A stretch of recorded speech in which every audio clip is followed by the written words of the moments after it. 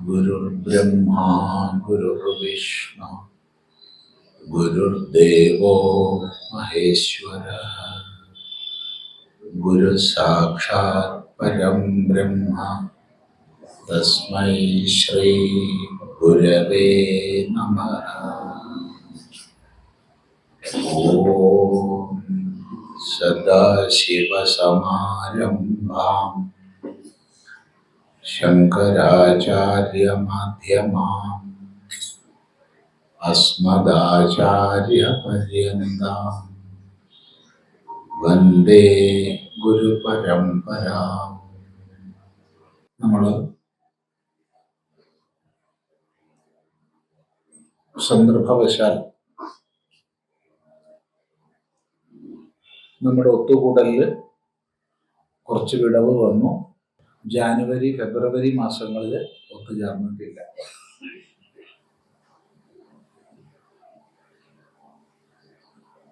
ഏതായാലും ഡിസംബർ മാസത്തിൽ ഇരുന്ന സമയത്ത് കസ്തരതി മായാം, ആരാണ് മായയെ തരണം ചെയ്യുന്നത് എന്ന ചോദ്യം. കഹ തരതി, ആര് തരണം ചെയ്യുന്നു? ആവർത്തിച്ച് കസ്തരതി എന്ന് 2 പ്രാവശ്യമാണ് ചോദിച്ചത്. അത് വിഷയത്തിന്റെ പ്രാധാന്യം ഓർമ്മിപ്പിച്ച് നമ്മുടെ മനസ്സിലേക്ക് ആ ചിന്തയെ ആഴ്ത്തി ഇറക്കാൻ വേണ്ടിയിട്ടാണ്. ആര് അവിദ്യയെ തരണം ചെയ്യുന്നു? ആര് അജ്ഞാനത്തെ തരണം ചെയ്യുന്നു? ആര് മായാബന്ധനത്തെ തരണം ചെയ്യുന്നു? ഈ ചോദ്യത്തിന് മറുപടിയാണ് 46-ാം സൂത്രം മുതൽ 50-ാം സൂത്രം വരെ. അതിൽ 47-ാം സൂത്രമാണ് നമ്മൾ ശ്രദ്ധിച്ചത്. അതുവരെ പറഞ്ഞ മറുപടി ഒന്നുകൂടി ഓർമ്മിപ്പിക്കുകയാണ്. യഹ സംഗാൻ ത്യജതി, ആര് സംഘങ്ങളെ ത്യജിക്കുന്നുവോ. സംഘങ്ങൾ എന്ന് പറയുമ്പോൾ കർമ്മസംഘം, കർമ്മഫലസംഘം, മമത്വസംഘം, എൻ്റെ എന്നുള്ള. എൻ്റെക്ക് പരിധിയൊന്നുമില്ല, എന്തുവാ.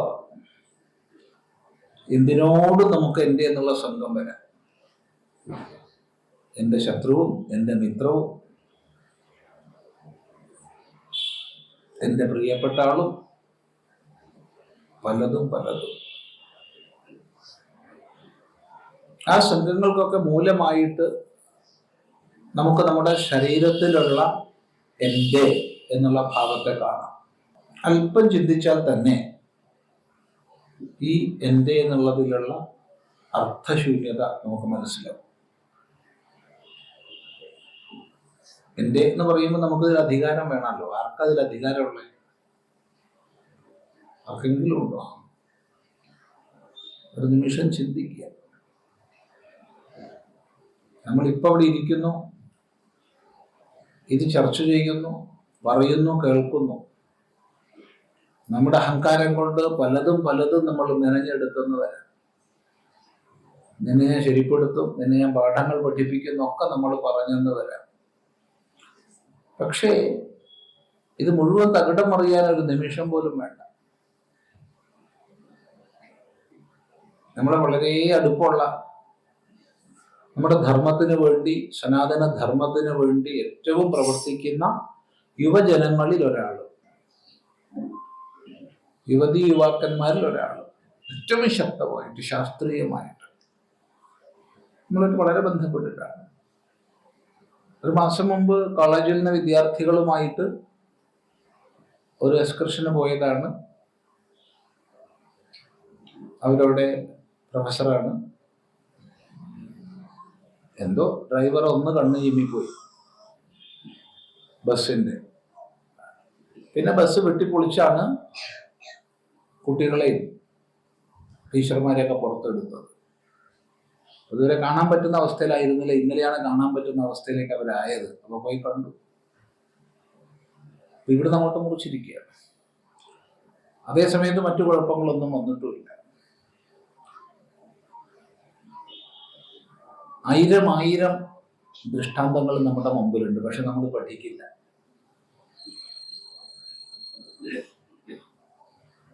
എന്റെ എന്ന് പറയാൻ കഴിയണമെങ്കിൽ നമുക്ക് പൂർണ്ണ അധികാരം വേണം. നമുക്ക് എന്തിലെങ്കിലും പൂർണ്ണ അധികാരം ഉണ്ടോ എന്ന് ആലോചിച്ചു.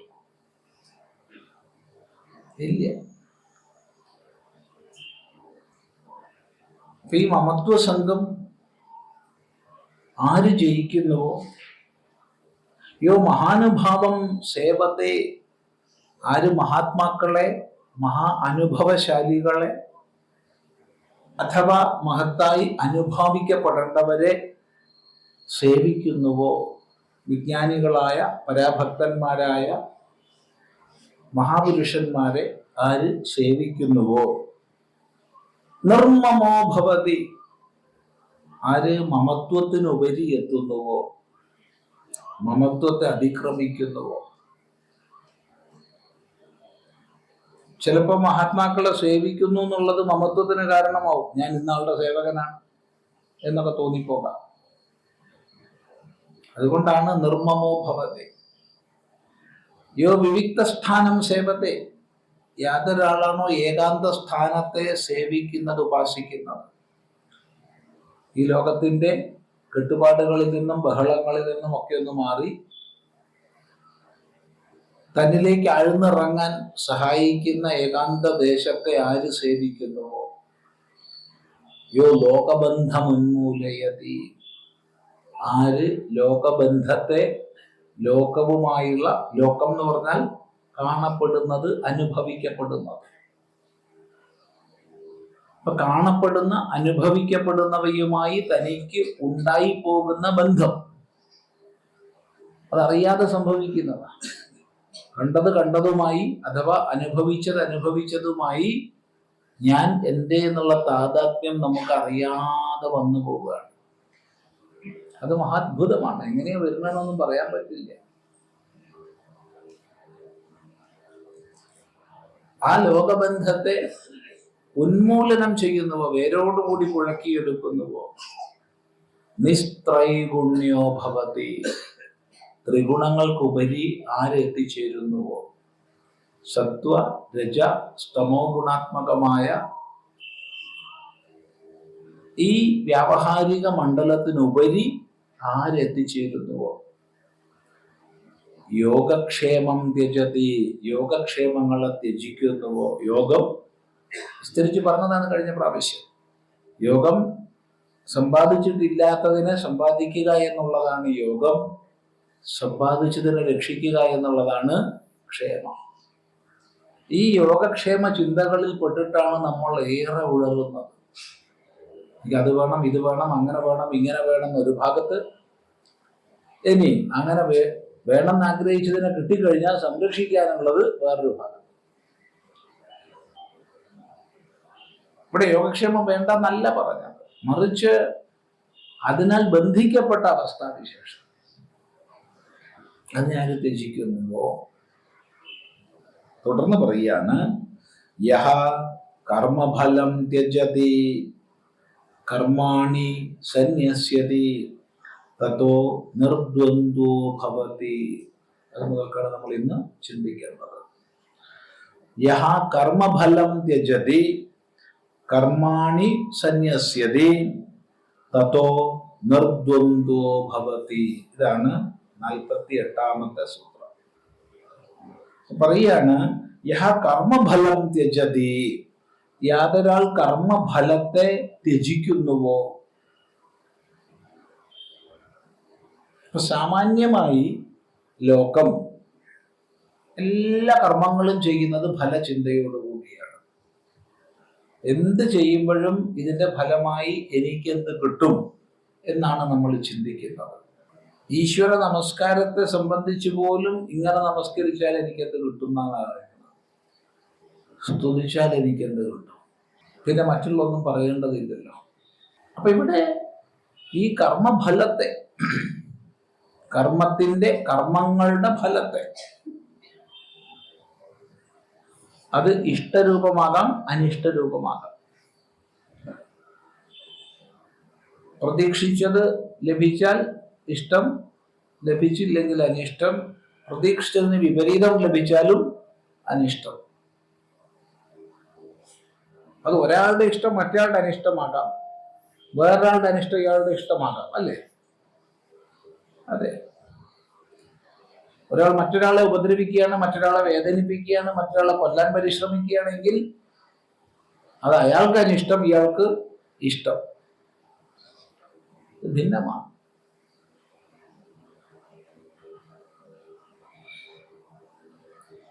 ഈ കർമ്മഫലം എന്നുള്ളത് ഈ ലോകത്തിൽ നമുക്ക് പ്രത്യക്ഷമായി അനുഭവിക്കാൻ കഴിയുന്നതും നമ്മൾ സങ്കല്പിച്ച് മറ്റ് മേഖലകളിൽ, മറ്റ് ലോകങ്ങളിൽ ലഭിക്കുമെന്ന് കണക്ക് കൂട്ടി വെക്കുന്നതും ഒക്കെ ഫലം തന്നെയാണ്. അപ്പൊ അറിയുന്നതും അറിയാത്തതുമായ ഫലങ്ങളുണ്ട്. ഇവ രണ്ടും നമ്മളെ ബന്ധിക്കുന്നുണ്ട്. ഈ ലോകത്തിൽ നമ്മൾ അറിയാത്തതിനും പലതിനെയും നമ്മൾ ആഗ്രഹിക്കുന്നുണ്ട്. കാരണം പലരും പറഞ്ഞ് കേട്ടിട്ടുണ്ടാവും.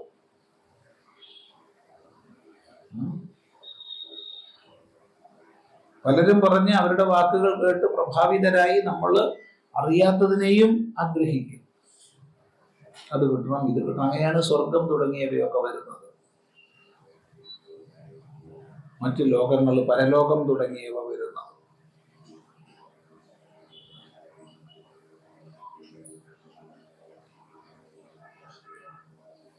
വൈദികങ്ങളായി കർമ്മത്തിന് ഫലം പറഞ്ഞിട്ടുള്ളത് സകാമമായ കർമ്മങ്ങൾക്ക് ശാസ്ത്രീയമായി ചെയ്താൽ അതത് ഫലപ്രാപ്തിയാണ്. സകാമമായ കർമ്മങ്ങൾ ശാസ്ത്രീയമായി ചെയ്താൽ അതത് കാമപ്രാപ്തി.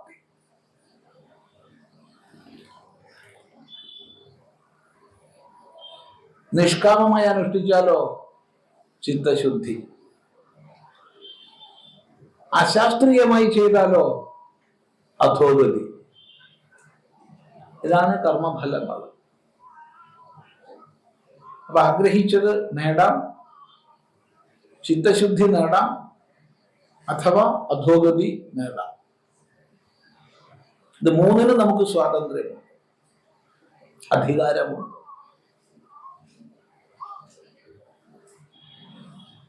ഇതിൽ പൊതുവെ ഇഷ്ടമെന്ന് നമ്മൾ കണക്കാക്കുന്നതിനെയാണ് നമ്മൾ പ്രാർത്ഥിക്കുന്നത്. നമ്മൾ കണക്കാക്കുന്നത് അത്രേ പറഞ്ഞോളൂ. കാരണം ഒരു ദേശത്ത് ഇഷ്ടമാവില്ല വേറൊരു ദേശത്ത്, ഒരു കാലത്തിൽ ഇഷ്ടമാവില്ല വേറൊരു കാലത്തിൽ, ഒരാൾക്ക് ഇഷ്ടമാവില്ല വേറൊരാൾക്ക്.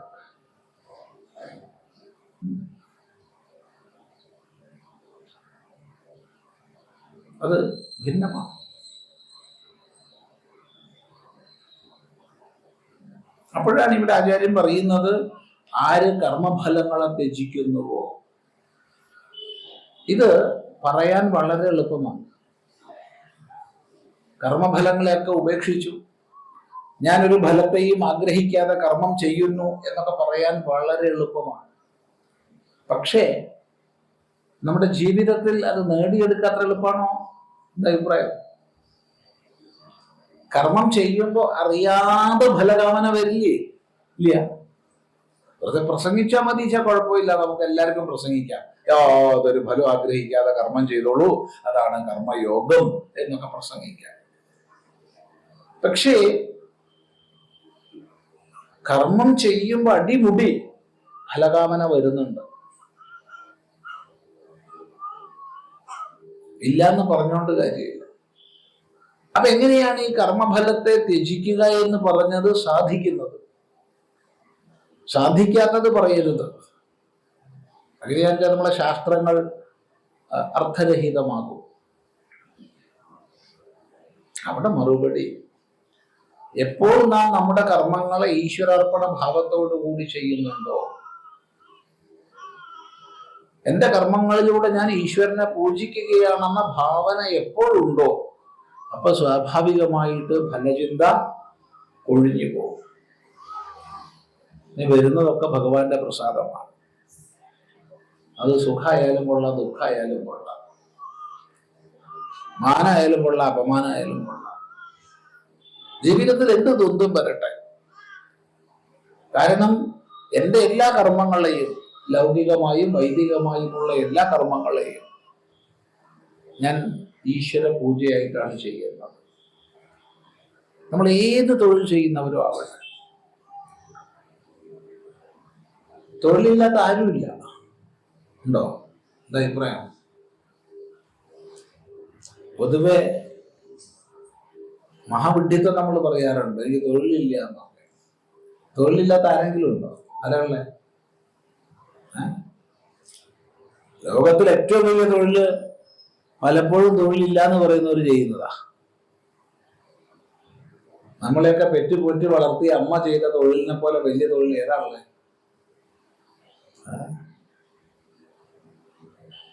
നമ്മെ പ്രസവിച്ച് വേണ്ടതെല്ലാം നമുക്ക് തന്ന അമ്മയുടെ ആ വലിയ തൊഴിൽ ആലോചിച്ച് നോക്കൂ. അത്ര വലിയ ജോലി വേറെ ഏതാണല്ലേ? അറിയാത്തോണ്ട് ചോദിക്കുക. ഏതെങ്കിലും ഉണ്ടോ അമ്മയുടെ ജോലി പോലെ വലിയ ജോലി? ഇല്ല. പക്ഷെ അമ്മേനോട് ചോദിച്ചാൽ പറയും, എനിക്ക് ജോലി ഇല്ല, അയാൾക്ക് ജോലിയുണ്ട്, അയാള് പോകും. ഇതിനേക്കാൾ രസകരമായതുണ്ട്, എനിക്ക് ജോലി ഉള്ളത് കൊണ്ട് കുഞ്ഞിനെ നോക്കാൻ വേറെ ആളെ ജോലിക്കാക്കിയിട്ടുണ്ട്. എടാ, അല്ല, നിന്റെ ഇഷ്ടമാണ്, അതിന് വിരോധമില്ല. പക്ഷെ ജോലി ഉള്ളത് കൊണ്ട് അപ്പൊ മറ്റേ ജോലിയല്ലേ?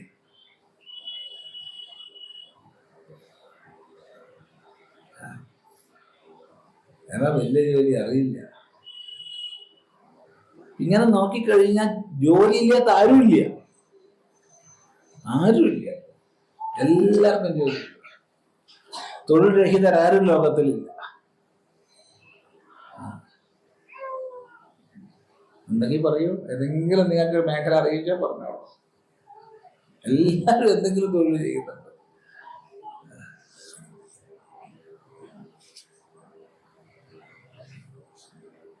അപ്പൊ ലൗകികമാകട്ടെ വൈദികമാകട്ടെ ഏത് കർമ്മമാണെങ്കിലും ഇതിലൂടെ ഞാൻ ഈ സമഷ്ടി പ്രപഞ്ചത്തിന്റെ അധീശനെ പൂജിക്കുകയാണ്. കാരണം ഈ പ്രപഞ്ച മഹാനാടകത്തിലെ വ്യത്യസ്തങ്ങളായ രംഗങ്ങളും ഭാവങ്ങളും ആണ് എല്ലാം. ആ ഈശ്വരീയമായ മേഖലയല്ലാതെ ഒന്നുമില്ല. ഇത് മനസ്സിലാക്കി കഴിഞ്ഞ ഈ ഭാവനയോടുകൂടി ഭഗവാനെ ഞാൻ എന്ത് ചെയ്യുന്നുണ്ടെല്ലാം നിന്റെ പൂജയാണ്, നിന്നിലുള്ള അർപ്പണമാണ്.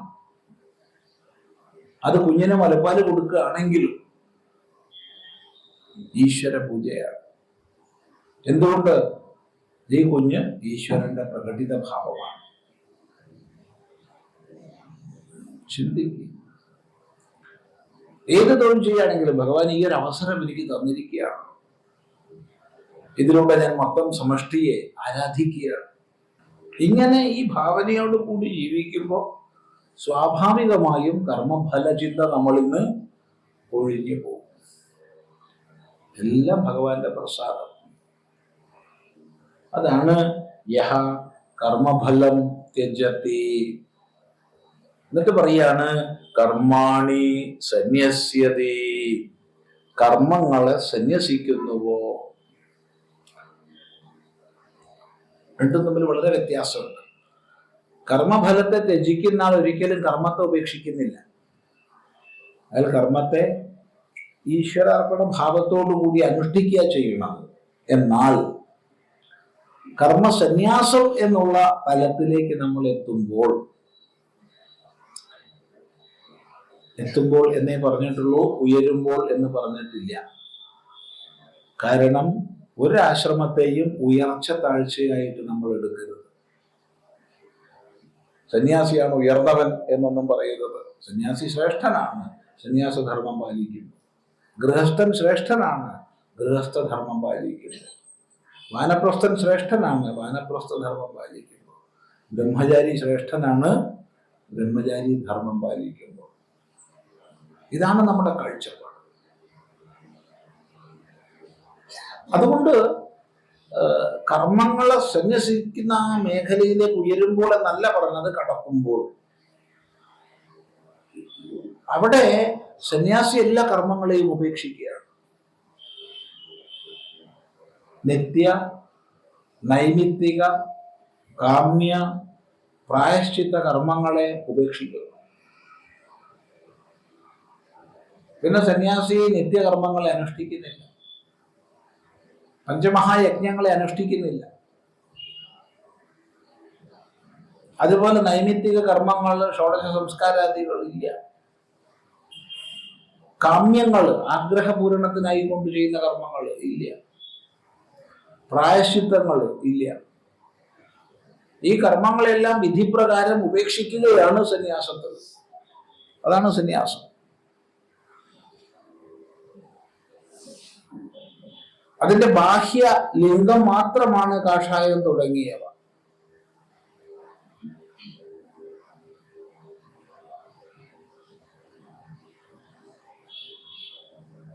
ബാഹ്യലിംഗം മാത്രമാണ്.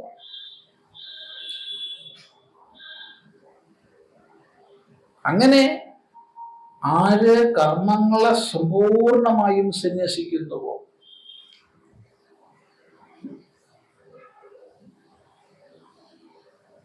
അവനെ സംബന്ധിച്ച് ചെയ്യേണ്ടതും ചെയ്യപ്പെടാത്തതും എന്ന ഭേദത്തിന് ഉപരിയെത്തി നിത്യ, നൈമിത്തിക, കാമ്യ, പ്രായശ്ചിത്തങ്ങൾക്ക് ഉപരിയെത്തി വിധിപ്രകാരം ചെയ്യാൻ ബാധ്യതപ്പെട്ടതായി ഇന്നലെ വരെ കണക്കാക്കിയിരുന്ന കർമ്മങ്ങളൊക്കെ തന്നെ കൊഴിഞ്ഞുപോയി. കർമ്മണ്യപി സന്യസ്യതി.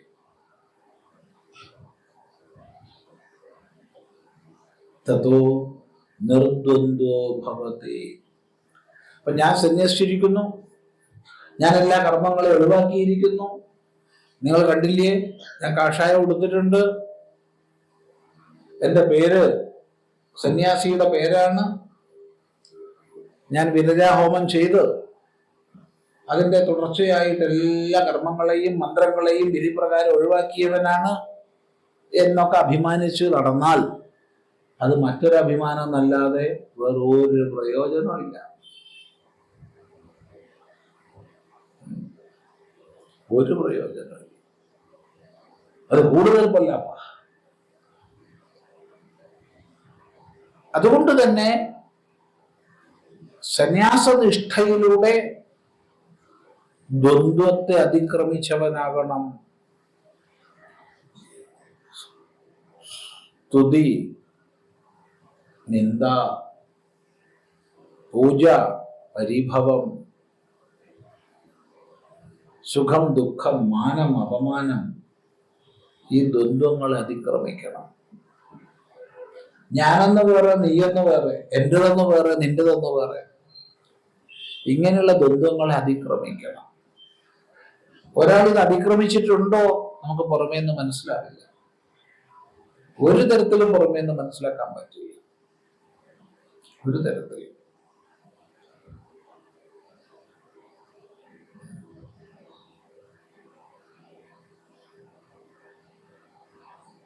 കാരണം നമ്മൾ പുറമെ കാണുന്ന വ്യവഹാരങ്ങളാണ് വിലയിരുത്തുക. ആന്തരികമായ ഭാവത്തെ കാണാൻ നമുക്ക് ആർക്കും കഴിയില്ല. അപ്പോ ഒരാൾ നിർദ്വന്ദ്വനാണോ അല്ലയോ എങ്ങനെ പുറമേ നിന്ന് മനസ്സിലാവും? മനസ്സിലാവില്ല. അതുകൊണ്ട് ഈ സൂത്രമൊന്നും പുറമേ നിന്ന് ഒരാളെ അളക്കാനോ തൂക്കാനോ ഉള്ളതല്ല എന്ന് മനസ്സിലാക്കുക. ഇപ്പൊ സന്യസിച്ചു, അതുകൊണ്ട് പ്രയോജനമില്ല. അതിലൂടെ നിർദ്വന്ദ്വനാവണം, ദ്വന്ദ്വത്തെ അതിക്രമിക്കണം.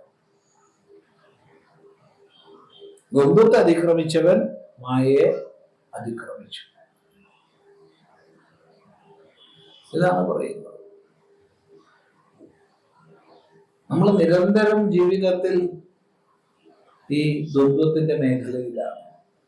നിരന്തരം നമ്മളൊക്കെ ജീവിതം ദ്വന്ദ്വങ്ങളുടെ മധ്യത്തിലാണ്. ബാഹ്യമായ ലോകത്തിൽ ദ്വന്ദ്വം ഇല്ലാതാക്കാൻ നമുക്ക് കഴിയോ? ഇല്ല, ഒരു തരത്തിലും കഴിയില്ല. ഇരുട്ടും വെളിച്ചവും ഇല്ലാതാക്കാൻ നമുക്ക് കഴിയില്ല. ചൂടും തണുപ്പും ഇല്ലാതാക്കാൻ നമുക്ക് കഴിയില്ല. ഒരിക്കലും കഴിയില്ല. നമ്മൾ വിചാരിച്ചേക്കാം, എന്റെ മുറിയുടെ ഉള്ളിൽ ഞാനൊരു എയർ കണ്ടീഷണർ വെച്ചു, എനിക്കിപ്പോ ചൂട് ഒഴിവാക്കാൻ പറ്റിയല്ലോ. ഇല്ല. എത്ര ചൂട് അകത്ത് ഞാൻ ഒഴിവാക്കിയിട്ടുണ്ട്, അത്ര തന്നെ ചൂട് പുറത്ത് കൂടിയിട്ടുണ്ടോ. നമുക്ക് നിയന്ത്രണമില്ല. പിന്നെ എന്തേ സാധിക്കൂ? അവയാൽ ബാധിക്കപ്പെടാതിരിക്കാൻ, അവയാൽ ബന്ധിക്കപ്പെടാതിരിക്കാൻ മാത്രമേ സാധിക്കൂ. ഈ ദ്വന്ദ്വങ്ങളാൽ ബാധിക്കപ്പെടാത്ത അഥവാ ദ്വന്ദ്വങ്ങളാൽ ബന്ധിക്കപ്പെടാത്ത അവസ്ഥയാണ്.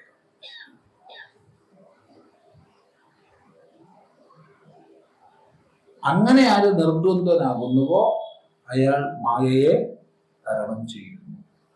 അപ്പോ യോ കർമ്മഫലം ത്യജതി യോ കർമാണി സന്യസ്യതി തതോ നിർദ്വന്ദ്വോ ഭവതി. ഇതാണ് 48ാമത്തെ സൂത്രം. തുടർന്ന് 49. ഈശ്വരാർപ്പിതമായി കർമ്മം ചെയ്യുമ്പോൾ കർമ്മഫലത്തിനുപരി എത്തിച്ചേരുന്നു. അഥവാ കർമ്മഫലത്തെ തീർത്തും ഭഗവത് പ്രസാദമായി കാണാനും അതുകൊണ്ട് തന്നെ കർമ്മഫലങ്ങളാൽ ബന്ധിക്കപ്പെടാതിരിക്കാനും കഴിയുന്നു എന്ന് പറഞ്ഞല്ലോ. ഗുരുവിൽ സമർപ്പിതമായി ചെയ്യുമ്പോഴോ തീർച്ചയായിട്ടും. കാരണം ഗുരുവിൽ സമർപ്പിതമായി ചെയ്യുമ്പോൾ എന്ന് പറയുമ്പോൾ നമ്മൾ ഗുരുവെ ഏത് ദൃഷ്ടിയിൽ കാണുന്നു? ഒരു മനുഷ്യനായിട്ട് ദ്വന്ദ്വങ്ങളോട് കൂടിയ ഒരു വ്യക്തിയായിട്ടാണോ ഗുരുവെ കാണുന്നത്?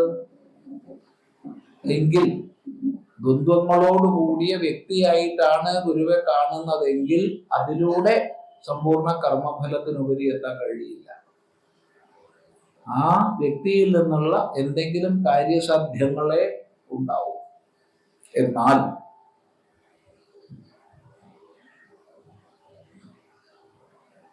ഗുരുദേവ ശിവസാക്ഷാത് ശിവ ഏവ ഗുരുസ്വയം ഉഭയോരന്തരം നാസ്തി. ശിവൻ തന്നെയാണ് ഗുരു, ഗുരു തന്നെയാണ് ശിവൻ. ഗുരുവും ശിവനും വ്യത്യാസമില്ല.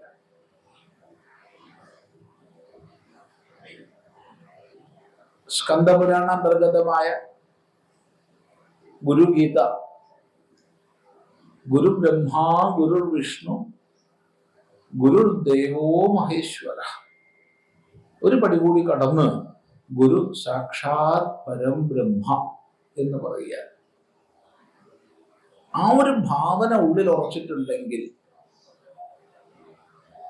അവിടെ ഈശ്വരോ ഗുരുരാത്മേവി മൂർത്തിഭേദ വിഭാഗിനെ എന്നുള്ള കാഴ്ചപ്പാട് സുദൃഢമാകും. അവിടെ ഗുരുവും ഈശ്വരനും രണ്ടല്ല. ഈശ്വരൻ തന്നെയാണ് ഗുരു, ഗുരു തന്നെയാണ് ഈശ്വരൻ. പക്ഷെ പ്രത്യേകം ശ്രദ്ധിക്കണം, അത് പാരമാർത്ഥികമായ ഗുരു തത്വത്തിലേക്ക് ഉയർന്ന ആളാണ്.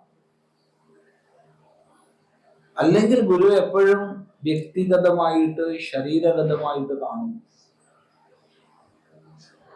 ഇപ്പൊ വ്യക്തിഗതമായി അഥവാ ശരീരഗതമായി അല്ല, അതിലുപരി പാരമാർത്ഥികമായ സത്യമായിട്ട് ഗുരുവെ കാണുമ്പോൾ ആ ഗുരുവിൽ അർപ്പിതമായി എന്തു ചെയ്താലും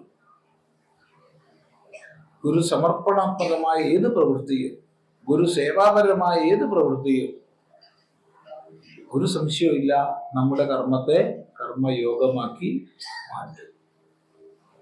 അങ്ങനെ വരുമ്പോ കർമ്മഫലത്തെ ത്യജിക്കാൻ അഥവാ അതിക്രമിക്കാൻ സാധിക്കും. ഞാൻ എന്ത് ചെയ്യുന്നുണ്ടോ എല്ലാം ഗുരുപൂജയാണ്.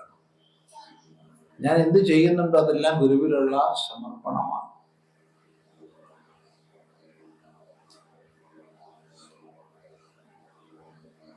അതുകൊണ്ട് ഈശ്വരനെ സംബന്ധിച്ച് എന്ത് പറഞ്ഞു അതെല്ലാം ഗുരുവെ സംബന്ധിച്ചും അർത്ഥവത്താണ്.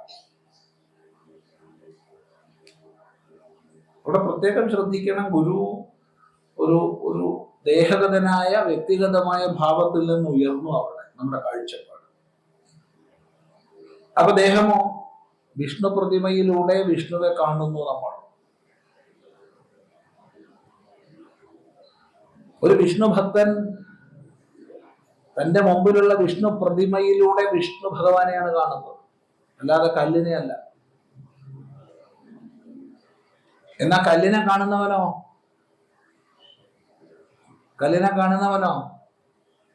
ഹായ്, നല്ല കൃഷ്ണശിലയാണ്, ഇതെവിടെയുള്ള ശിലയാണ്, ലക്ഷണമൊത്തതാണ്, നല്ല ഭംഗിയുണ്ട്.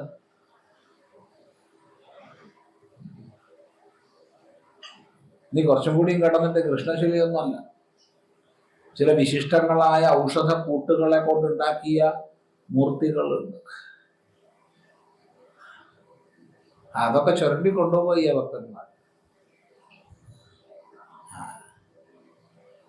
അത് വേറൊന്നും പറയുന്നില്ല. ഒരുപാട് ദേവാലയങ്ങളിലെ മൂർത്തികൾ പകുതി തീർന്ന അവസ്ഥയിലാണ്.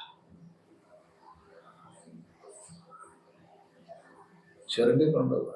ചുരണ്ടി കൊടുത്താൽ ചെറിയ കാശ് കൊടുത്താൽ ചുരണ്ടി തരും. വലിയ സിദ്ധ ഔഷധങ്ങളെ കൊണ്ടുണ്ടാക്കിയ മൂർത്തികളാണ്.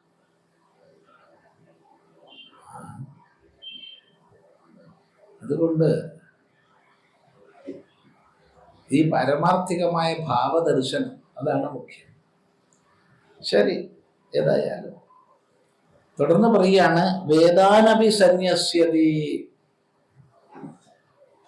കേവലം അവിച്ഛിന്നനുരാഗം ലഭതേ സതരതി സ്വതരതി ലോകാം സ്ഥാരയതി. നോക്കൂ, വേദാനപി സന്യസ്യതി, വേദങ്ങളെയും ഉപേക്ഷിക്കുന്നു, വേദങ്ങളെയും സന്യസിക്കുന്നു. ഇത് ഉച്ചകോടിപ്പെട്ട അവസ്ഥയാണേ. നമ്മളിത് ആദ്യം ചെയ്തു. ഇത് മനസ്സിലായില്ല പറഞ്ഞതിനർത്ഥം? അവസാനം ചെയ്യേണ്ട പണി നമ്മൾ ആദ്യം ചെയ്തു. ഈ വേദമൊക്കെ സന്യസിക്കാനാണല്ലോ പറഞ്ഞത്, അതുകൊണ്ട് ഞാൻ ആദ്യമേ സന്യസിച്ചു. എന്താണോ, ഞാൻ വേദവും പഠിക്കണില്ല, ഒന്നും പഠിക്കണില്ല. ഈ വേദാനപി സന്യസ്യതി എന്ന് പറഞ്ഞത് എപ്പോഴാണെന്ന് നമ്മൾ മനസ്സിലാക്കണം. സ്വയം വേദസ്വരൂപനായ ശേഷമാണ് വേദങ്ങളെ അതിക്രമിക്കുന്നത്. യാവാനർത്ഥ ഉദപാനേ സർവത സംപ്ലുതോദകേ താവാൻ സർവേഷു വേദേഷു ബ്രാഹ്മണസ്യ വിജാനത എന്ന് ഭഗവത്ഗീത നമ്മളോട് പറഞ്ഞു തരും. എല്ലായിടത്തും വെള്ളം നിറഞ്ഞ് പരന്നിരിക്കുന്ന സമയത്ത് സങ്കല്പിക്കുക, വലിയൊരു വെള്ളപ്പൊക്കം വന്നു, എങ്ങും വെള്ളം നിറഞ്ഞ് പരന്നിരിക്കുക എന്ന് സങ്കല്പിക്കുക. എല്ലായിടത്തും, ചെറിയൊരു പ്രദേശത്തല്ല. ചെറിയൊരു പ്രദേശത്താണെങ്കിൽ നമ്മൾ അതില്ലാത്ത പ്രദേശത്ത് പോയിട്ട് ശുദ്ധവെള്ളം ഉപയോഗിച്ചു എന്നൊക്കെ പറയും. പക്ഷേ എല്ലായിടത്തും വെള്ളം പൊങ്ങി നിറഞ്ഞിരിക്കുകയാണെങ്കിൽ അവിടെ കിണറ്, കുളം തുടങ്ങിയ ജലാശയങ്ങൾക്ക് വല്ല പ്രസക്തിയുണ്ടോ? ഇന്നലെ വരെ എന്റെ കിണർ ഇവിടെയായിരുന്നു, അതുകൊണ്ട് ഇവിടുന്ന് വേണം ഞാൻ വെള്ളം കോരുക പറഞ്ഞിട്ട് ആരെങ്കിലും തോണിയിൽ അവിടെ പോയിട്ട് വെള്ളം കോരുവോ? ഇല്ല, അത് അപ്രസക്തമാണ്. ഇതുപോലെ സർവവും ഏകമായ അദ്വയമായ ആത്മാവാണ്, എല്ലാം പരമാർത്ഥത്തിൽ ഏക സത്യമാണെന്ന് അറിയുന്ന വിജ്ഞാനിയെ സംബന്ധിച്ച് വിധി നിഷേധങ്ങൾക്കോ വേദത്തിന്റെ ഉദ്ബോധനങ്ങൾക്കോ ഒരർത്ഥവും ഇല്ല, ഒരാവശ്യവും ഇല്ല. അയാൾ അതുകൊണ്ട് അവയ്ക്ക് ഉപരിയാണ്. അയാൾ വേദം പഠിക്കാൻ പോകുന്നില്ല, അയാൾ വൈദിക കർമ്മങ്ങൾ ചെയ്യാനും പോകുന്നില്ല. മറ്റുള്ളവരാര് വേദം പഠിക്കുന്നതും അയാൾക്ക് സന്തോഷം, വൈദിക കർമ്മങ്ങൾ ചെയ്യുന്നതും അയാൾക്ക് സന്തോഷം, ചെയ്തില്ലെങ്കിലും അയാൾക്ക് സന്തോഷം. അയാളെ ഇതൊന്നും ബാധിക്കുന്നില്ല. ശ്രദ്ധിക്കുക, വേദാൻ അപി സന്യസ്യതി, വേദങ്ങളെയും സന്യസിക്കുന്നവോ. വേദങ്ങൾ എന്നുള്ളതിലൂടെ വൈദിക കർമ്മങ്ങളെയും വിധി നിഷേധാത്മകമായ സകലത്തിനെയും എന്നർത്ഥം മനസ്സിലാക്കണം. വേദങ്ങളെ പോലും സന്യസിച്ച അവസ്ഥ. അയാൾ വേദസ്വരൂപനാണ്. പ്രത്യേകം ശ്രദ്ധിക്കുക. വേദസ്വരൂപനായാൽ മാത്രമേ വേദങ്ങളെ സന്യസിക്കാൻ പറ്റൂ, അല്ലെങ്കിൽ പറ്റില്ല. നമ്മൾ ഏതെങ്കിലും ഒരു അറിവിനെ അപേക്ഷിച്ചുകൊണ്ടേയിരിക്കും ജീവിതമുള്ള കാലത്തോളം. ഒന്നുകൂടി പറയാം, നമ്മൾ ഏതെങ്കിലും ഒരു അറിവിനെ അപേക്ഷിക്കും ജീവിതം ഉള്ള കാലത്തോളം. സ്വയം ജ്ഞാനസ്വരൂപനായാൽ അത് അപ്രസക്തമായി. ഇവിടെ നമുക്ക് ഈ ട്യൂബുകൾ, ഇത് ഒക്കെ പ്രകാശം തരുന്നുണ്ട്. അവയ്ക്ക് പ്രസക്തിയുണ്ട്. അവയാണ് നമ്മെ പരസ്പരം കാണാൻ സഹായിക്കുന്നത്. എന്നാൽ മധ്യാഹ്നത്തിൽ പരിപൂർണമായ സൂര്യപ്രഭ പ്രസരിക്കുന്ന സമയത്ത് ഇതിന് വല്ല പ്രസക്തി ഉണ്ടോ? മുറിയിലല്ല ചോദിച്ചേ, ഈ ഷീറ്റിട്ട ഇതിനുള്ളിലല്ല, പുറത്ത് മുറ്റത്ത് ഇല്ല. അപ്പോഴതിന് ഇതേ വെളിച്ചം അപ്പോഴും ഉണ്ടാവുന്നുണ്ട്. ഇതിന് വെളിച്ചമില്ലെന്ന് പറയരുത്. എത്ര ലൂമൻ ഇതിൽ നിന്ന് പുറത്തേക്ക് പ്രകാശത്തിന്റെ പ്രസരണം നടക്കുന്നുണ്ടോ അത്ര തന്നെ ലൂമൻ പ്രകാശത്തിന്റെ പ്രസരണം ആ സമയത്ത് നടക്കുന്നുണ്ട്. പക്ഷെ അത് അപ്രസക്തമാണ്. കാരണം മധ്യാഹ്ന സൂര്യന്റെ പ്രഭ എന്നും വരുന്നിരിക്കുക. പിന്നെ ഇതെന്ത്? ഇതാണ് വേദങ്ങളെ സന്യസിക്കുന്ന അവസ്ഥ. അല്ലാതെ ഉപേക്ഷിക്കാതല്ല, അത് അപ്രസക്തമായി തീരില്ല. ഇപ്പൊ നമ്മൾ വൈദികങ്ങളായ കർമ്മങ്ങള്, ഉദാഹരണം പറഞ്ഞ സന്ധ്യാവന്ദനാദികള് ചെയ്യണം. എത്ര വരെ ചെയ്യണം? സന്ധ്യ ഉള്ള കാലത്തോളം ചെയ്യണം. സന്ധ്യ ഇല്ലാണ്ടായാലോ പിന്നെ എങ്ങനെയാ സന്ധ്യാവന്ദനം ചെയ്യുക? എന്നാ പിന്നെ ഞാൻ ആദ്യ സന്ധ്യാവന്ദനം ഉപേക്ഷിച്ചു പറഞ്ഞാലോ? അത് ശരി, അതാണ് നമ്മളൊക്കെ ചെയ്തിട്ടുള്ളത്. നമ്മൾ പൊതുവെ സന്ധ്യാവന്ദനങ്ങളില്ല, പിതൃതർപ്പണങ്ങളില്ല, ദേവതാ തർപ്പണങ്ങളില്ല, ഋഷിതർപ്പണങ്ങളില്ല, ഒഴിവാണ്. സർവതന്ത്ര സ്വതന്ത്രർ എന്ന പോലെ കഴിയാണ്. സർവതന്ത്ര സ്വതന്ത്രരാണോ? അല്ല. ചെറിയ എന്തെങ്കിലും പ്രതിസന്ധി വന്നാൽ മതി നമ്മൾ പകച്ചു പോകുന്നു, ഭയഭീതരാകുന്നു, ദുഃഖിതരാകുന്നു, ക്രുദ്ധരാകുന്നു. എല്ലാ വികാരങ്ങളും നമ്മളിൽ വരുന്നു. അതേസമയം നമ്മൾ ഒന്നും ചെയ്യുന്നില്ല. അത് കാപട്യമാണ്. അത് ശ്രദ്ധിക്കുക. അതുകൊണ്ട് വേദാനപി സന്യസ്യതി എന്നുള്ളത് നല്ലപോലെ വിചാരം ചെയ്ത് മനസ്സിലാക്കേണ്ടുന്ന വാക്യമാണ്. ഭഗവാൻ തന്റെ ഗീതോപദേശത്തിൽ ക്രമികമായി വേദസാരത്തെ മുഴുവൻ പറഞ്ഞു കൊടുത്തിട്ട് അവസാനമാണ് പറയുന്നത്, സർവധർമാൻ പരിത്യജ്യ മാം ഏകം ശരണം വ്രജ. അതുവരെ പറഞ്ഞത് എന്താ? ധർമ്മം ആചരിക്കൂ. കുരുകർമ്മൈവ തസ്മാത്വം ശ്രേയാൻ സ്വധർമ്മോ വിഗുണ പരധർമാസ്വനുഷ്ഠിത. ആവർത്തിച്ച് പറഞ്ഞത് ധർമാചരണം ചെയ്യാൻ. എന്നാ ഒടുക്കം പറഞ്ഞതോ ധർമ്മം ഉപേക്ഷിക്കാനാ. എന്നാ ശരി, അതല്ലേ പറയാൻ പോണതെന്ന് വിചാരിച്ചാൽ നമ്മളത് ആദ്യം ആചരിച്ചാലോ? നമുക്ക് പറ്റുന്ന കുഴപ്പം.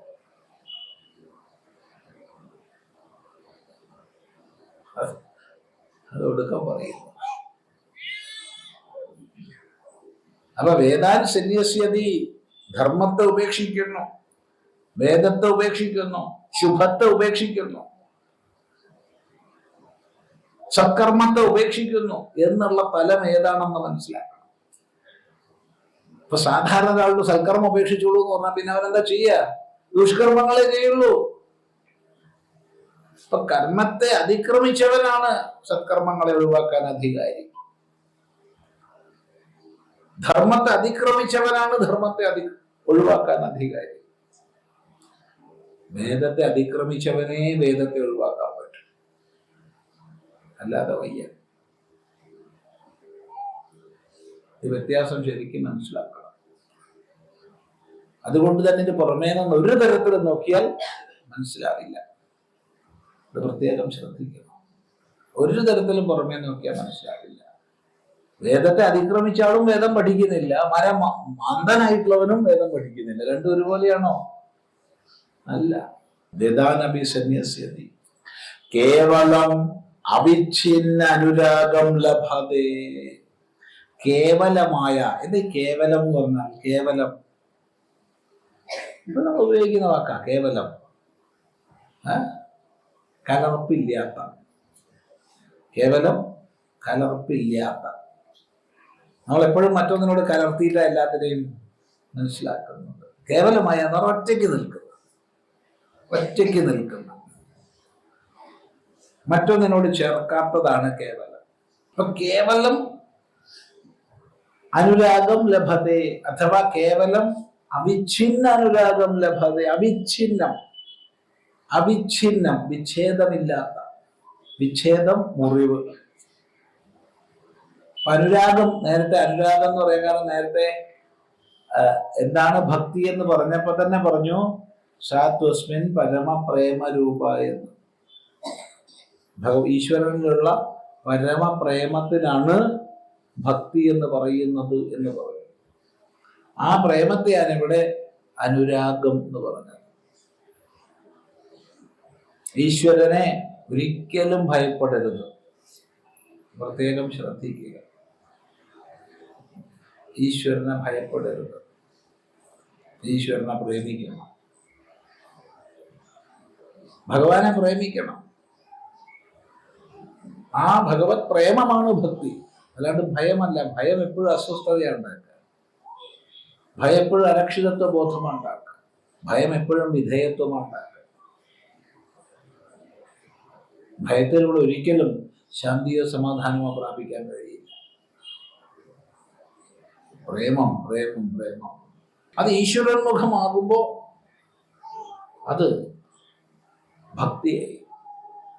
പക്ഷെ പൊതുവെ ഈ ഭക്തിയുടെ അഥവാ പ്രേമത്തിന്റെ സ്വഭാവം, ഒന്ന് അതിന് പലതിനോട് കലർപ്പുണ്ടാകും, രണ്ട് അതിന് വിച്ഛേദം ഉണ്ടാവും. വിച്ഛേദം ഉണ്ടാവും എന്ന് പറഞ്ഞ അർത്ഥം ചില സ്ഥലത്ത് വരുമ്പോ കൂടുക, ചില സ്ഥലത്ത് പോകുമ്പോ കുറയുക. ചില ആൾക്കാരുടെ അടുത്തെത്തുമ്പോൾ കൂടുക, ചില ആൾക്കാരുടെ അടുത്ത് വിട്ടുപോകുമ്പോൾ കുറയുക.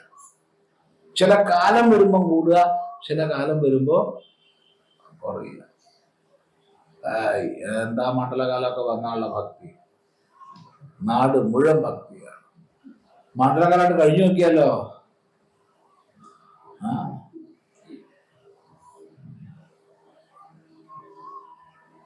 വലിയൊരു ഗുരുസ്വാമിയെ കണ്ടു ഞാൻ. അയാൾക്ക് റോഡിന്റെ വീതി പോരാ, ഇടവഴിതാറ്റ കൊണ്ടുപോയ കണക്ക് തന്നെ. റോഡിന്റെ വീതി പോരാന്ന് വലിയ ഗുരുസ്വാമിയാണ്. എന്നാ ചങ്ങാതി വൃശ്ചികം ഒന്നാകുമ്പോഴത്തേക്കോ കുട്ടപ്പനായി ഭസ്മൊക്കെ തൊട്ട് മാലയായിട്ട് നിൽക്കും, ശിഷ്യന്മാർക്ക് കൊടുക്കുക. നല്ലത് തന്നെ, വിരോധമൊന്നുമില്ല, അത് നമ്മൾ എതിർക്കുന്നില്ല. പക്ഷെ അത് വിച്ഛിന്നമാണ്, മുറിഞ്ഞു വരും. ഇപ്പൊ നമ്മളെല്ലാരും രാമായണമൊക്കെ പൂട്ടി വെച്ചിരിക്കുക. ഇപ്പൊ ദിവസം വായന ഉണ്ട്. ആരാ വായിക്കണത്? ആരാ വായിക്കുന്നത്? വാലമൂട്ടകൾ. അടുത്ത കൊല്ലം എടുത്തു നോക്കുമ്പോ ഒക്കെ ദ്വാരങ്ങൾ. ഇത് വായിക്കാൻ പറ്റില്ലല്ലോ, പുതിയ വാങ്ങാം. അങ്ങനെ രാമായണ വിൽപ്പന ഓരോ വർഷവും വർദ്ധിച്ചുകൊണ്ടേയിരിക്കുന്നു. കർക്കിടകം വന്ന രാമായണം, അതാണ് വിച്ഛിന്നം. ആശ്രമത്തിലൊക്കെ പോകുമ്പോ എന്താ ഭക്തി, മൂക്ക് പിടുത്തത്തോട് മൂക്ക് പിടുത്തം, തലകുത്തി നൃത്തം, എന്തൊക്കെയാണ് ചെയ്യുന്നതെന്ന് കണക്കില്ല. വേദാന്തം ബാദരായണം പോലും അങ്ങനെ പഠിച്ചിട്ടുണ്ടാവില്ല. അങ്ങനെ പഠിക്കും. ഭസ്മൊന്നും തൊടാൻ സ്ഥലം ഉണ്ടാവില്ല നെറ്റിയിൽ. ഇനിയും വലിയൊരു വീതി കൂട്ടിയാൽ കുറച്ചും കൂടി നന്നായി. ഇതായിട്ട് കഴിഞ്ഞാലോ, ആശ്രമം വിട്ടു കഴിഞ്ഞാൽ എന്ത് ഭസ്മണാ, ആകെ ചാണാൻ കത്തിച്ച സാധനാണ്. അപ്പൊ നീ എല്ലാം ചോട്ടിരുന്നത് അതപ്പോ ഇപ്പോഴോ? എന്നാ സരക്കില്ല, നീ നിർത്തിയോ? ഇല്ല, അതില്ല, പിന്നെ കാണുമ്പോ പിന്നെ അതൊക്കെ വെച്ചിട്ടോ. അതാണ് വിച്ഛിന്നത. ഇതിനേക്കാൾ രസകരമാണ് കേവലം എന്നുള്ള വാക്ക്. കേവലം കലർപ്പ്. നമ്മൾ പലതിനെ കലർത്തു ഭക്തിയോട് കൂടി. ഇല്ലേ? ചിലത് ചോദിക്കാറുണ്ട്, സ്വാമി ഇന്നത് കിട്ടാൻ എന്താ ചെയ്യേണ്ടത്? ഏത് ദൈവത്തെ പ്രാർത്ഥിച്ചാലാണ് ഇന്നത് കിട്ടുക? അപ്പൊ എന്തായി? ലോട്ടറി തരണേ. ആരോട് പ്രാർത്ഥിക്കണം? ലക്ഷ്മിയോട് പ്രാർത്ഥിക്കണം. അപ്പൊ ലക്ഷ്മിയോട് പ്രാർത്ഥിക്കണം എന്ന് പറയുമ്പോൾ ഒരാൾ പറയുന്നത് സ്വാമി വെട്ടിത്താട്ടുക. കാരണം ലക്ഷ്മി എപ്പോഴും വിഷ്ണുവിനെ ആശ്രയിച്ചിട്ടാ. അപ്പൊ നിങ്ങൾക്ക് ലോട്ടറി കിട്ടണമെങ്കിൽ ലക്ഷ്മിയെ അല്ല പ്രാർത്ഥിക്കേണ്ടത്, പിന്നെയോ ലക്ഷ്മിപതിയായ വിഷ്ണുവിനെയാണ്. അങ്ങനെ ഞാൻ ലക്ഷ്മിയൊക്കെ മാറ്റി വിഷ്ണുവിനെ പിടിച്ചു. വിഷ്ണുവിനെ പിടിച്ചപ്പോഴാണ് ഇവിടെ പറഞ്ഞത് വിഷ്ണു പ്രസാദിക്കാൻ വളരെ പ്രയാസമാണ്. എളുപ്പമല്ല. അതുകൊണ്ട് നല്ലത് ശിവനാണ്. ഉടനെ ഞാൻ വിഷ്ണുവെ വിട്ടു, ശിവനെ പിടിച്ചു. അപ്പൊ ഒരാൾ പറഞ്ഞു തന്നു, ശിവൻ പെട്ടെന്ന് പ്രസാദിക്കും, സംഗതി ശരിയാ, പക്ഷെ വിപരീതാവാനും എളുപ്പം കഴിയും. അവൻ അഭയങ്കരനായതുപോലെ തന്നെ ഭയങ്കരനാണ്. അയ്യോ നീയിപ്പോ എന്താ ചെയ്യാ? എന്നാ പിന്നെ കൂട്ടുചാത്തനാവാം, ഘണ്ടാകർണനാവാം, അല്ലെങ്കിൽ ശ്രീകൃഷ്ണനാവാം, അല്ലെങ്കിൽ ഭദ്രകാളിയാവാം, അല്ലെങ്കിൽ മുരുകനാവാം, ഗണപതിയാവാം. ഇങ്ങനെ ഇങ്ങനെ ഇങ്ങനെ അവസാനം എല്ലാം കൂടി ആയി കേട്ടപ്പോ തല കറങ്ങി ഞാൻ അതൊന്നും വേണ്ടാന്ന് വെച്ചു. ഇപ്പൊ പ്രശ്നമാണെന്നേ. കാരണം അയാളെ പൂജിക്കണമെങ്കിൽ അയാൾക്ക് ഒരു ഡേറ്റ് ഡേ ആണ്, ഇയാൾക്ക് വേറെ ഡേ ആണ്, മറ്റേയാൾക്ക് വേറെ ഡേ ആണ്, ഒക്കെ പ്രശ്നമാണ്. വിഷ്ണുവിന്റെ ഏതാ? വ്യാഴാഴ്ച. വ്യാഴോ പിന്നെ വ്യാഴം. ശരി. ശിവനോ?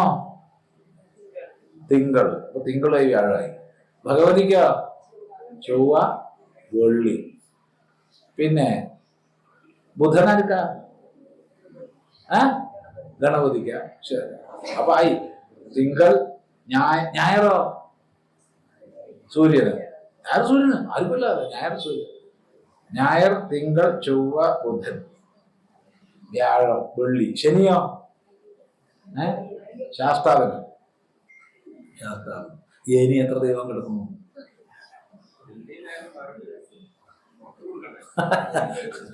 ആ 2 ദിവസം പുറത്തും കൊടുക്കാം അല്ലേ? ശരി. അപ്പൊ ചുരുക്കി പറഞ്ഞ ബാല്യം പ്രശ്നം തന്നെ. എനിക്കെല്ലാം കൂടി തലവേദനയായി. കാരണം കോടിക്കണക്കിന് ദൈവമുണ്ടേ. ഇങ്ങനെ പലതിൽ പലതിൽ പലതിൽ പെട്ടിട്ട് ഉഴറുകയാണ്. കാരണം കലർപ്പാണ്. ഇതെല്ലാം ഒന്നാന്ന് മനസ്സിലാക്കിയാൽ വല്ല പ്രശ്നമുണ്ടോ? ഞാൻ ഉപാസിക്കുന്ന ശ്രീകൃഷ്ണൻ തന്നെയാണ് പരമാത്മാവ്, ഉറപ്പിച്ചു. അല്ലെങ്കിൽ ഞാൻ ഉപാസിക്കുന്ന അയ്യപ്പൻ തന്നെയാണ് പരമാത്മാവ്, ഞാൻ ഉപയോഗിക്കുന്ന ഭദ്രകാളി തന്നെയാണ് പരമാത്മാവ്. മതി, അത് വിചാരിച്ചാൽ മതി. ഇതൊന്നും പലതില്ല. അപ്പൊ ഞായറാഴ്ചയും ഭദ്രകാളിയാണ്, തിങ്കളാഴ്ചയും ഭദ്രകാളിയാണ്, ചൊവ്വാഴ്ചയാണ്, ബുധനാഴ്ചയാണ്, വ്യാഴാഴ്ചയാണ്, വെള്ളിയാഴ്ചയാണ്, ശനിയാഴ്ചയാണ്. അപ്പൊ ശിവന്റെ ദിവസം ഏതാ? ഞായർ, തിങ്കൾ, ചൊവ്വ, ബുധൻ, വ്യാഴം, വെള്ളി, ശനി, എല്ലാം. അതുപോലെ വിഷ്ണുവിന് എല്ലാ ദിവസവും വിഷ്ണു തന്നെയാണ്. ഒരു കുഴപ്പമില്ല. മാറ്റം വലിയ പ്രശ്നമാണെന്നേ. ഇങ്ങനെ പലതിനെ കലർത്തും. ഭഗവാനെ എന്റെ തലവേദന മാറ്റിത്തരണേ, ശിവേന മാറ്റിത്തരണേ. മിനിഞ്ഞാന്നൊരമ്മ പറഞ്ഞത് എപ്പോഴും ഉണ്ടാവുക, സ്വാമിജി അനുഗ്രഹിക്കണേ. ഞാൻ അനുഗ്രഹിക്കാറോ? ഞാനാരാ? അതിരിക്കട്ടെ, സ്വാമി അങ്ങനെയൊക്കെ പറയും. സ്വാമിന്ന് അനുഗ്രഹം കിട്ടിയ ഒക്കെ ശരിയാണ്. ഞാൻ എന്തിനനുഗ്രഹിക്കേണ്ടത്? മോന്റെ കല്യാണം നടക്കാൻ. ഞാൻ പറഞ്ഞു, അമ്മ എന്റെ കല്യാണം നടന്നിട്ടില്ല. ഇതൊരു കഷ്ടായി പറയണത്.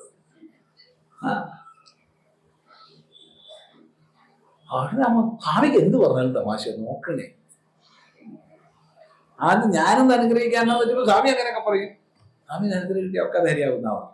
എന്താ നേരെയാവേണ്ടത്? മോന് കല്യാണം നടക്കണം. മോന് കല്യാണം നടന്നിട്ടില്ല. അപ്പൊ ഞാൻ പറഞ്ഞു, അമ്മ എന്റെ കല്യാണം നടന്നില്ല, പിന്നെ എനിക്ക് എന്താ അധികാരമുള്ളത് അനുഗ്രഹിക്കാൻ? മോൻ നല്ലൊരു സന്യാസിയായി വരട്ടെ, അനുഗ്രഹിക്കാൻ എനിക്ക് വേണമെങ്കിൽ സാധിച്ചു എന്ന് പറയാം. കാരണം ഞാൻ സന്യാസിയാണ്, അഥവാ സന്യാസ മാർഗത്തിൽ ചരിക്കുന്ന ആളാണ്. സന്യാസിയായോ ഇല്ലയോ എന്നുള്ളത് അറിയില്ല. സന്യാസ മാർഗത്തിൽ ചരിക്കുന്ന ആളാണ്. സ്വാമി മോളെ കല്യാണം കഴിഞ്ഞിട്ട് കൊല്ലാറായി, ഇതുവരെ കുട്ടികൾ ഉണ്ടായിട്ടില്ല. സ്വാമിയുടെ അനുഗ്രഹമാണ്. എനിക്കും കുട്ടി ഉണ്ടായിട്ടില്ല. എന്ത് ചെയ്യുന്നേ? തമാശ പറയല്ലത്.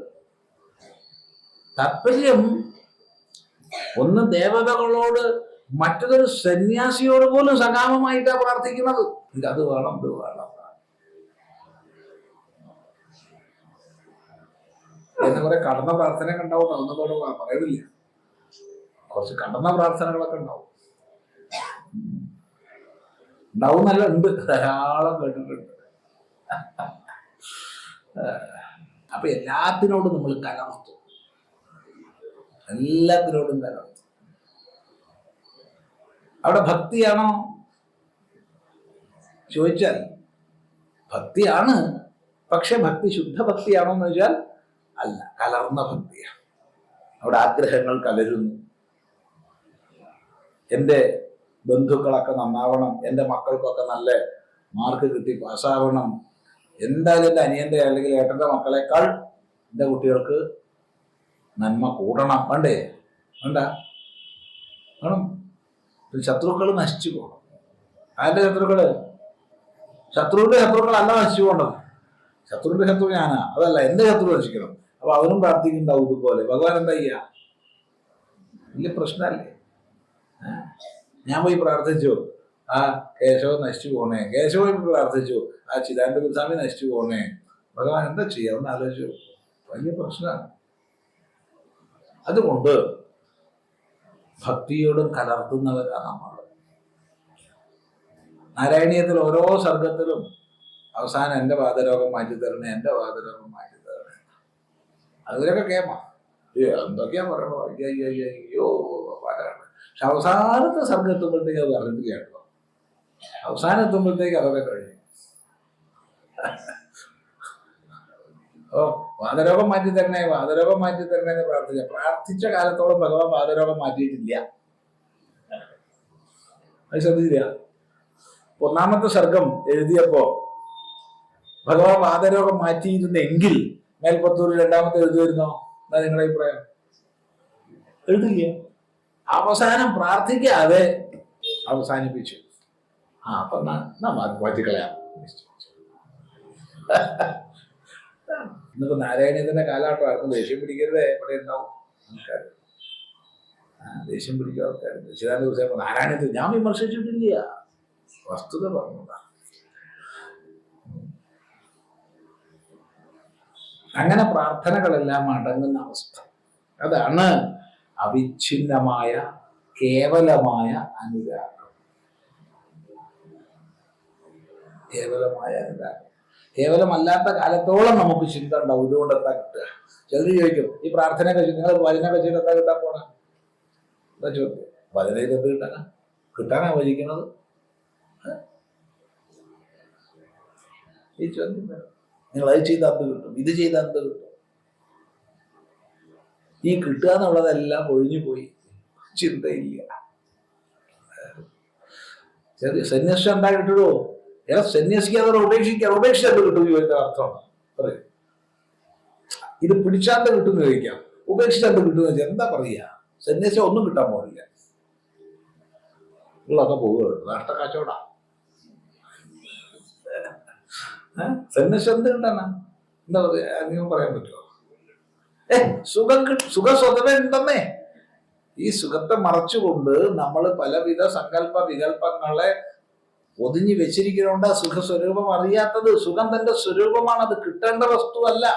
സുഖം കിട്ടേണ്ട വസ്തുവല്ല. എവിടുന്ന് സുഖം കിട്ടില്ല. വെറുതെ വിചാരിക്കുക നമ്മൾ എവിടുന്നെങ്കിലും സുഖം കിട്ടുന്ന ആർക്കെങ്കിലും തോന്നുന്നുണ്ട് ഞാൻ പറയാ. ഞാൻ എൻ്റെ കണ്ണാടിയിൽ നോക്കിയപ്പോ മുഖപ്രതിബിംബം കണ്ടു. അപ്പൊ എന്നെ കാണാൻ ഞാൻ കണ്ണാടി ഉപയോഗിച്ചു. ഇതുപോലെ വ്യത്യസ്ത വിഷയങ്ങളിൽ തട്ടി പ്രതിഫലിക്കുമ്പോഴാണ് ആത്മാനന്ദം സുഖമായിട്ട് അനുഭവിക്കുക.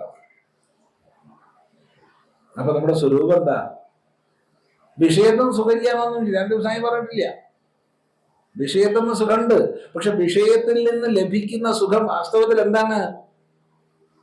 നമ്മുടെ തന്നെ ആനന്ദം അതിൽ തട്ടി പ്രതിഫലിച്ചു വരുന്നതാ. ഇല്ലെങ്കിൽ ഏതിൽ നിന്ന് സുഖം ലഭിക്കുന്നു അതിന് സുഖം ഉണ്ടാവണം. അങ്ങനെ ഉണ്ടാവുണ്ടോ? ഉണ്ടോ? അഭിപ്രായം? കുട്ടി വലിയ പ്രേമായിട്ട് അമ്മയുടെ കൂടെ അച്ഛൻ്റെ കൂടെ കളിക്കാൻ പോവാ വിചാരിച്ചു. ഈ അമ്മയ്ക്ക് അച്ഛന് ഒരു 10 മിനിറ്റ് കൊണ്ട് ചെയ്തു തീർക്കേണ്ട ജോലി ഉണ്ട്. അത് ചെയ്തു തീർത്തിട്ടില്ലാച്ചാൽ ജോലി നഷ്ടപ്പെടും, പിന്നെ ജീവിതം വഴിമുട്ടും. ഇപ്പൊ അച്ഛനും അമ്മയും കുട്ടിയോട് കളിക്കാൻ നിൽക്കുന്നുണ്ടോ? നീ അപ്പൊ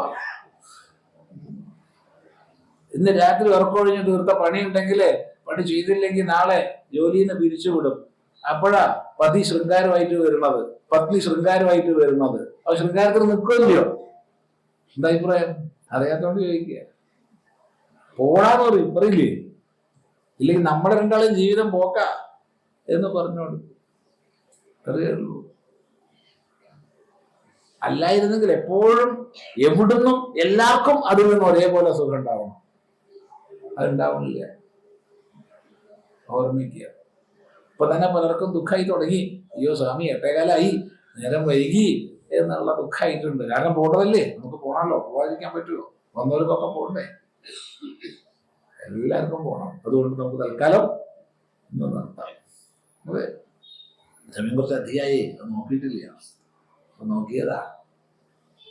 തുടങ്ങാൻ വൈകി, അവിടെ നിർത്താനും വൈകി എന്ന് കൂട്ടിയാൽ മതി.